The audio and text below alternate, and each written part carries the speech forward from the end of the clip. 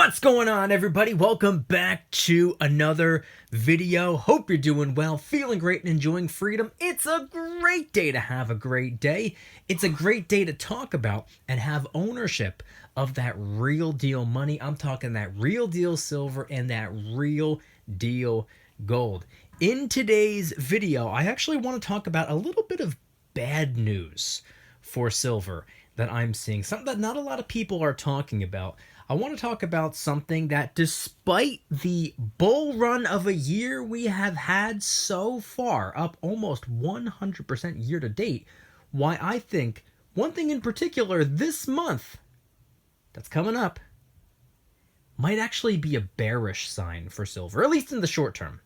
We're going to get into it, but really quick, just in case you're new, make sure to subscribe for a bunch of videos, subscribe to my second channel for bonus videos, and make sure to follow me on social media at Mykie DYDSS across all platforms, Instagram for some coin photography, TikTok for some little video snippets, and of course X, where the party's at, for all of my thoughts on precious metals, business stocks, real estate, AI, memes, the list goes on. All my socials will be linked in the description for your convenience, and I'm also going to be linking some Amazon affiliate links in case you need any silver or gold stacking supplies, maybe some prepping or camping supplies. Those will be in the description as well. Alright, so in today's video, we're going to have to talk about something that has me mildly nervous for the short-term future of silver. See, something that I would like to see by year's end is for us to have closed the year with a 100+% return on silver. Now, just yesterday, we were already there. We were at, I forget what it was, 101.5%, something like that. It was over 101%. And I would like to be able to step from 2025 into 2026 and look back and be like, man, year to date, we were up 100% or more.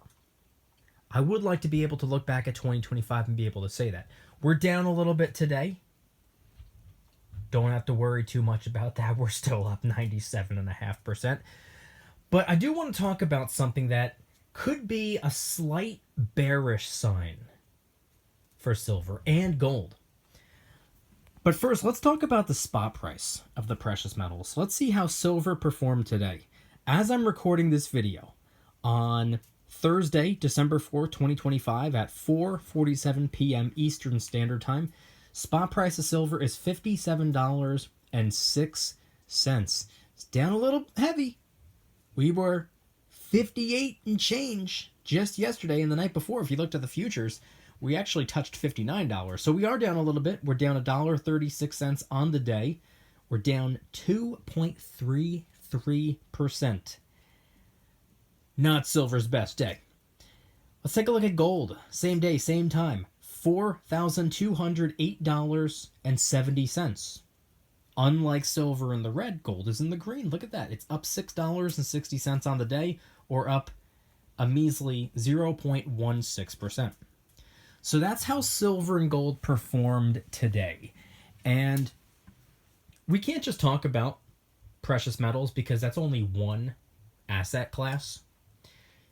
Let's compare it to the stock market today. The stock market, S&P 500, up 0.09% on the day, down 0.01% after hours.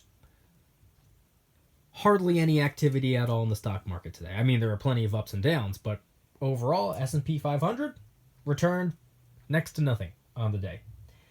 Let's also take a look at Bitcoin. Bitcoin is down. Yet again, surprise, surprise, Bitcoin is having a terrible year, actually. Bitcoin is down 1.23% on the day, and if you look at the year to date, it's down 1.31% for the entire year so far. January 1st through present day, Bitcoin is underwater. And speaking of Bitcoin, I don't know how much of a fan of Bitcoin you guys are. I'm personally not the biggest fanatic, But I do believe in the power of diversification. So if you're with me on that, or maybe you're a big time Bitcoin guy, then maybe this is something for you. I recently opened up the Gemini Bitcoin credit card. It gives you crypto back instead of cash back. You can choose whatever crypto you want. I went with Bitcoin. And the cool thing is it gives you 4% back at the gas station, 3% back at restaurants, 2% back on groceries, and 1% back on everything else. They have a promo going on right now through the 7th where you get 5% back on absolutely everything, which is pretty cool.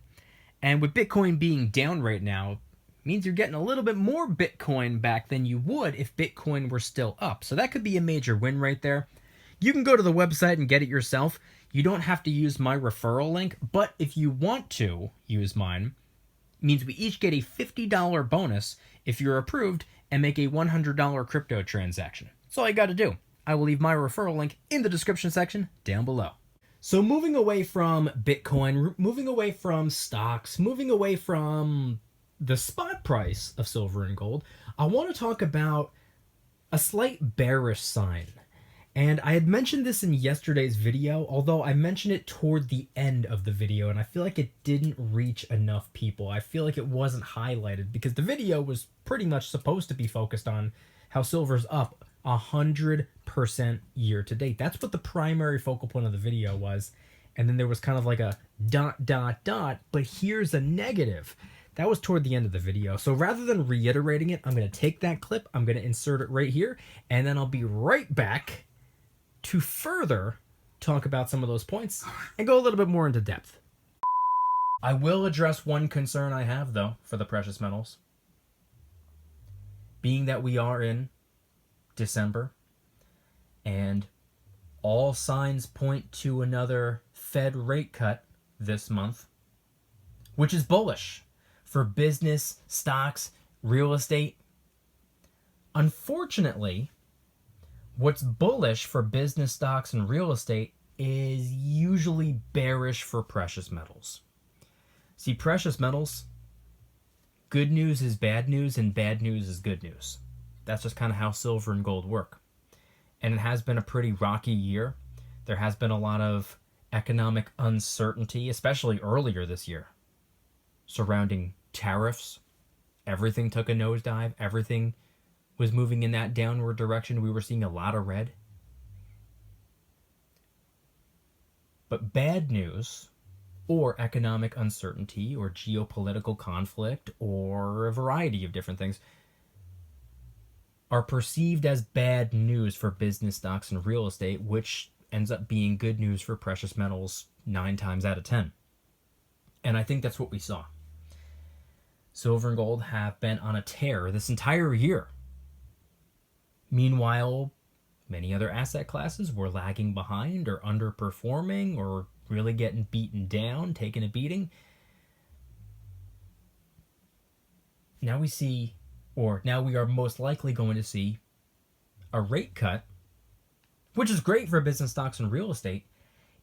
I will be honest, it has me a little bit nervous for precious metals, though. A lot of the time, as you see rates getting lower and lower and lower and lower,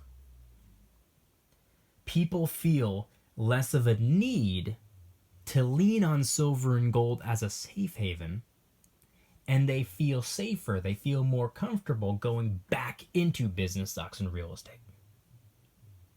See, when times get tough, when the road's getting bumpy,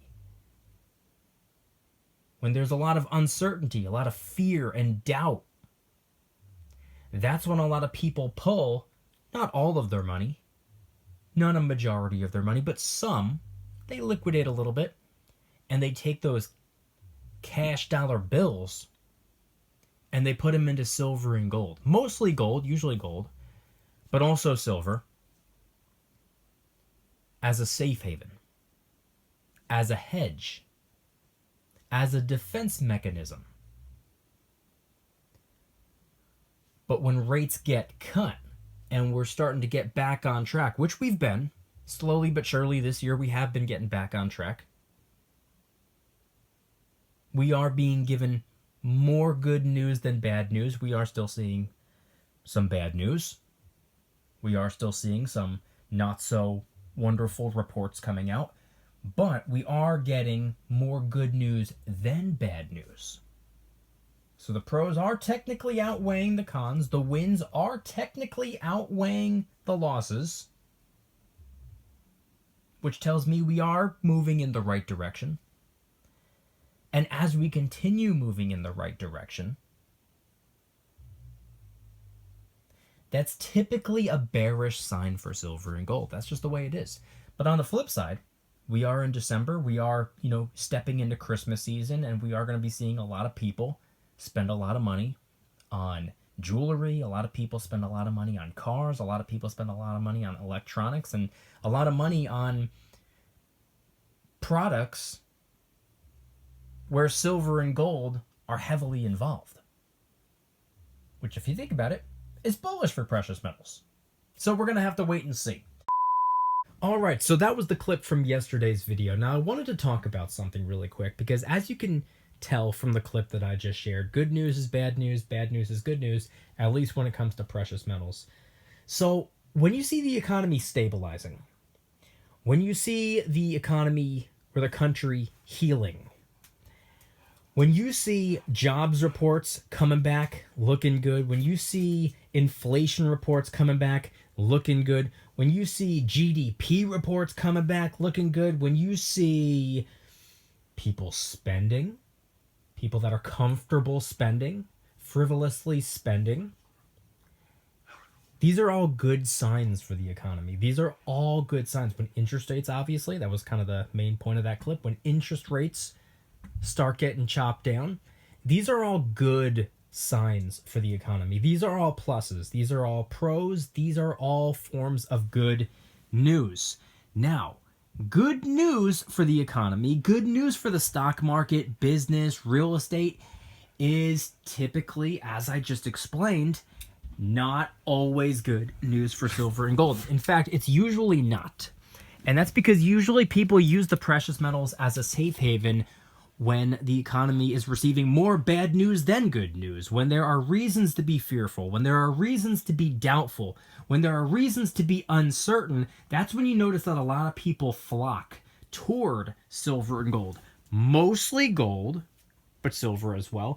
That's when you see a lot of people gravitate toward the precious metals and take a more defensive approach, because there are different ways you can go about this whole finance game that we're all playing, and it's not always a matter of the health and well-being of the economy. It could also be dependent on the stage of life you're in personally.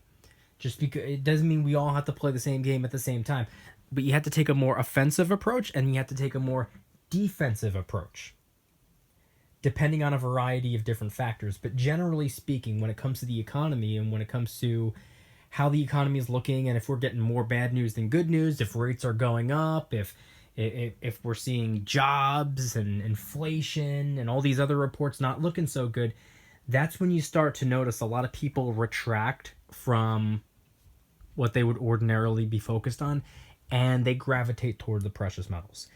This is what we see time and time again. People buying physical silver and gold, people buying paper silver and gold. This is what we see. And when things start to turn around, when we start to rebound, when we start making that 180, when we start getting back on track, and we start moving in the right direction and things begin to stabilize, that's when you start to see a lot of people reverse. A lot of people that flocked to the silver and gold as a defense mechanism recognize the opportunity to start playing offense again. And where did they store a lot of value? They stored a lot of value in silver and gold. So they start to remove some of that value from silver and gold so that they can place it elsewhere. And what does that do to silver and gold? When people are taking themselves out of silver and gold on a large scale, we start to see the spot price move in a downward direction. Now, do I think that a simple rate cut this month is going to annihilate the entire year's gains? No, absolutely not. In fact, I'm not overly convinced that it's going to have a major impact at all. All I'm saying is that that's another good sign for the economy. That's more good news for the economy. And we've been getting a lot of good news for the economy lately. But for silver and gold, good news oftentimes is bad news. I want you guys to head on down to the comments and let me know anything and everything related to today's video topic. What do you think the rate cut is going to do? What do you think? By the way, it's not even guaranteed, but all signs are pointing to a rate cut. Assuming we're going to get one, what type of an impact do you think that that's going to have on the silver and the gold? If an impact at all. Let me know in the comments. If you guys like today's video, please hit that like button, subscribe if you're new, subscribe to my second channel, which is my backup channel for bonus videos, and make sure to follow me on social media at Mykie DYDSS across all platforms. Instagram for some coin photography, TikTok for some little video snippets, and of course X. X is where the party's at, people. X is where I share all of my thoughts on precious metals, business stocks, real estate, AI, memes, the list goes on.